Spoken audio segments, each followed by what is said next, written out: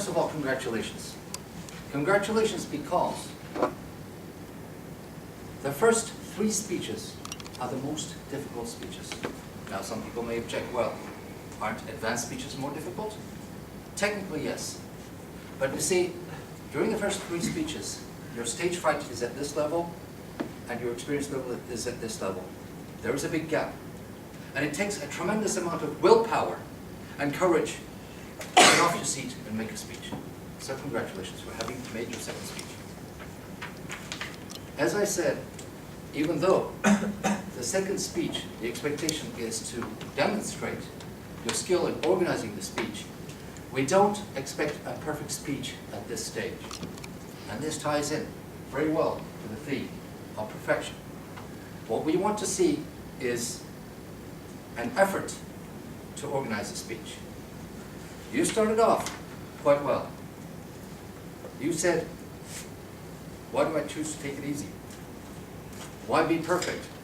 Gave examples from your life, and then gave us some advice. And the best thing you did in your introduction was to tie in to the theme of the night, which is perfectionism. You said, don't try to do that. Even though we don't expect a very well-organized speech at this level, nevertheless, I'm going to give you some guidelines and show some of the discrepancies between your speech and what is a well-organized speech, so that you can work on it in the future. You've changed the topic. You started talking about change. Now, that is an important subject. But you see, in a well-organized speech, there's a clear introduction, a development of the body, a conclusion, and transition from subject to subject. Now, you could have related the subject of change with perfection. You didn't. There was a dichotomy. You jumped from perfectionism to change. There was no connection between the 2 subjects. And as far as a conclusion, there was no conclusion. At the end you said, think about the solution, not the problem. Otherwise you get stuck in the problem, which is very good advice, and it is correct. But the problem is that this is not a conclusion. The beginning and the second part of the speech, there's a dichotomy. They're not related. And the reason is, you told me during the break that you made a table topics speech. Now, table topics is a very important skill that we all need to develop.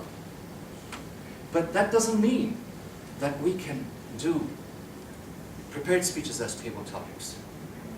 Developing our unprepared speaking skills will make our prepared speaking very much easier. But if we do unprepared speeches, whereas we should be doing prepared speeches, we miss the chance of developing our prepared speaking skills as well.